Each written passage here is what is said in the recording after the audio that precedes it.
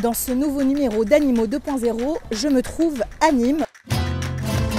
Vous pouvez apercevoir derrière moi les arènes où se déroulent en ce moment même des corridas, spectacle vivant pour les uns, massacre pour les autres. On va faire le point ensemble aujourd'hui. Petit avertissement, certaines images dans ce reportage peuvent heurter votre sensibilité. Il y a près de 200 corridas organisées chaque année en France dans une quarantaine de villes, une tradition venue d'Espagne, et c'est en 1853 que la toute première corrida s'est tenue en France dans la ville de Bayonne. Une tradition et un patrimoine culturel immatériel français, c'est ce que nous explique le matador Marc Serrano. Il est aussi le président des matadors français. C'est une tradition, une culture française qui était d'abord nationale. Le taureau, qui est un taureau bien spécifique, c'est ce qu'il faut comprendre. Le taureau de corrida est une race bien à part. C'est un animal sauvage qui a été combattu dans tous ces amphithéâtres de notre région il y a de nombreuses années en arrière. C'est un animal qui après a été chassé de manière traditionnelle parce que c'était un animal qu'on retrouvait à l'état de liberté en Camargue, en Aquitaine. Et au fil des ans, ça a évolué à ce que est la corrida que l'on connaît à l'heure actuelle. C'est bien évidemment un spectacle, mais c'est un spectacle qui amène au sacré, à la sacralisation d'un animal, à la sacralisation d'un art. C'est un rite d'amour, c'est un rite de passage, c'est un rite de partage. Évidemment, du côté des associations de défense des animaux, le vocabulaire utilisé est bien différent. Elles dénoncent un rite sanglant et absolument pas une tradition française. On écoute Claire Starowinsky, présidente de l'association l'Alliance Anti-Corrida. Évidemment, la corrida est un rite sanglant, il faut être un peu sérieux. Qui aujourd'hui peut prétendre que élever un animal pendant 4 ans, à seule fin de le voir supplicié, mis à mort dans une arène, ça peut être une tradition française? Bien sûr que non. Il ne faut surtout pas oublier qu'on apprend aux enfants dès leur plus jeune âge comment blesser le taureau et comment le mettre à mort. Est-ce que c'est soutenable? Non, bien sûr que non. La corrida n'est en rien évidemment une tradition française. La tradition, c'est chez nous la course camarguaise, les abrivades, les ancières, la bouvine. La corrida n'a rien à voir avec la France, puisque d'ailleurs, quand on lit un reportage de corrida, il faut un dictionnaire pour pouvoir décrypter les termes. Donc évidemment que ce n'est pas une tradition française. La France reste l'un des 8 pays du monde à toujours organiser des corridas avec l'Espagne, le Portugal, le Mexique, la Colombie, l'Équateur, le Pérou et le Venezuela. La cause animale progresse et pourtant, aficionados et anti-corrida partagent le même argument, l'amour du taureau. Alors comme torero, bien évidemment qu'on aime le taureau, ça peut paraître paradoxal pour certaines personnes qui ne sont pas habituées. Tout comme le taureau joue sa vie sur l'arène, le matador joue sa vie. J'ai 40 ans, j'ai reçu 7 ou 8 coups de corne, j'ai 3 prothèses au cervical et je continue à mettre ma vie en danger et de me mettre devant cet animal par amour et par respect pour lui. Oui, bien sûr, la corrida, c'est l'amour du taureau. Prendre un animal, l'élever pendant 4 ans, le supplicier avec des armes puissantes et de façon intentionnelle, ce n'est pas moi qui le dis, ce sont les attendus des tribunaux de Nîmes et de Dax. Et ça, c'est l'amour du taureau. Quand on aime, on ne tue pas. Quand on aime, on ne blesse pas. Quand on aime, on ne fait pas mal. Pour moi, il n'y a pas de plus belle manière que de le respecter et d'égal, comme malgré ce que nos détracteurs veulent dire, mais quand on est devant un animal avec des cornes et qu'on le se met dans son berceau, il n'y a pas de tromperie. Alors moi, je ne vais pas vous parler de torture, je vais, comme les magistrats, vous parler de sévices et d'actes de cruauté, comme au tribunal et comme dans le code pénal. D'abord, il y a ce qu'on appelle la pique, qui peut pénétrer jusqu'à 30 cm de profondeur. C'est dans les revues taurines, qu'on ne dise pas que je dis des mensonges. Cette pique a pour objet de cisailler le ligament nucal, le ligament de la nuque, pour contraindre l'animal à baisser la tête. Ensuite, dans la plaie, on va y ficher 6 banderilles. Ce sont des harpons colorés, mais au bout, il y a du fer, 7 cm. Et ça va entrer dans le dos de l'animal, juste là où, en général, là où on a piqué le taureau. Comme je le disais, c'est l'exemple du taureau qui se bat entre eux dans les champs. Je veux dire, à ce moment-là, il n'y a pas de...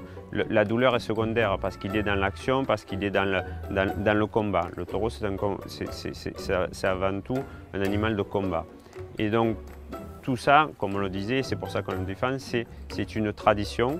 La pique, c'est des moments qui permettent de voir justement la bravoure du taureau et de mettre en avant cette bravoure-là. L'épée, c'est la façon la plus noble pour nous de pouvoir mettre fin à ce combat. Et en nullement, comme je le disais, il n'y a que du respect, il n'y a que de l'amour à travers ça. Et puis ensuite, il y a l'estocade, c'est l'épée. Mais la plupart du temps, un taureau ne meurt pas au premier coup.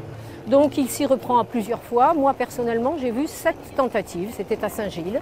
Et puis quand ça ne suffit pas, et bien sûr, quand le taureau est à terre et qu'il bouge encore, eh bien il y a la puntilla et on essaye de le décérébrer en mettant ce couteau, ce poignard, dans le cervelet, dans le cerveau, et de gauche à droite, on va faire un geste comme ceci pour achever l'animal.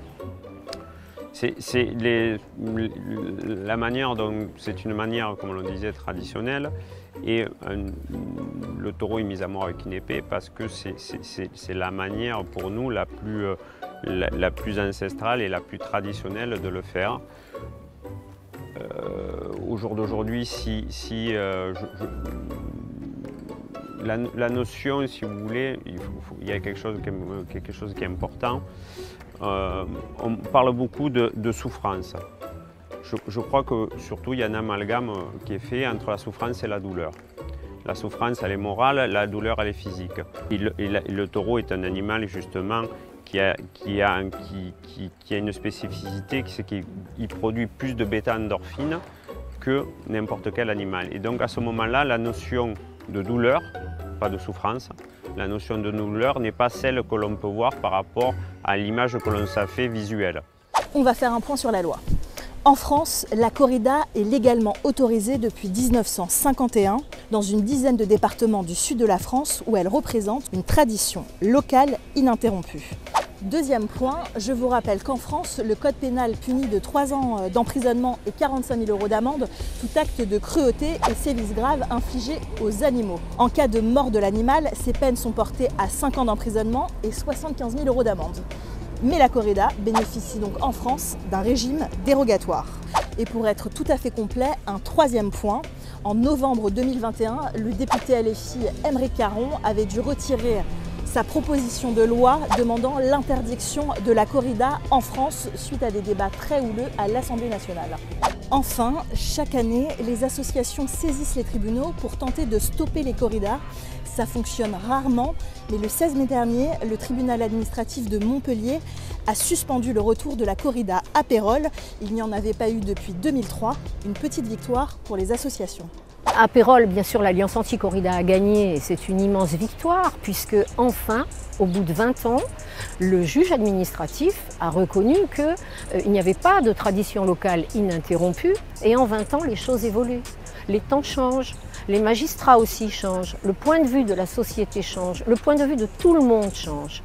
Et tout ça, c'est un indicateur extrêmement intéressant qui montre que la fin de la corrida est proche, qui montre que les gens n'en veulent plus, même les magistrats interprètent maintenant le droit au pied de la lettre. Bien évidemment, on est dessus. Comme on le disait à juste titre, ce n'est que suspensif. Je pense que sur le fond, le jugement donnera raison à la ville de Pérols et au retour de la corrida. D'abord, je pense que la France, on est dans un pays de liberté. Après, sur les faits, et si je dois en tirer un enseignement de tout ce qui s'est passé, j'ai envie de dire que quelque part, M. Caron nous a rendu service parce qu'il nous a permis de sortir de notre réserve, il nous a permis d'expliquer ce que l'on était, d'expliquer ce qu'est notre tradition, d'expliquer ce qu'est notre culture. Et je crois que finalement, on n'a jamais autant parlé de corrida en France que ce mois-ci, ce mois de novembre 2022. Et force est de reconnaître que depuis la proposition de loi Caron, sur les premiers spectacles qu'il y a eu en France, il n'y en a jamais eu autant de monde depuis 20 ans. Alors, est-ce que selon vous, la France devrait complètement interdire la corrida au profit du bien-être animal ou au contraire, il faut maintenir cette tradition dans certaines villes de France? N'hésitez pas à donner votre avis dans les commentaires et si vous avez d'autres questions sur des sujets de société concernant les animaux, n'hésitez pas à m'envoyer un message.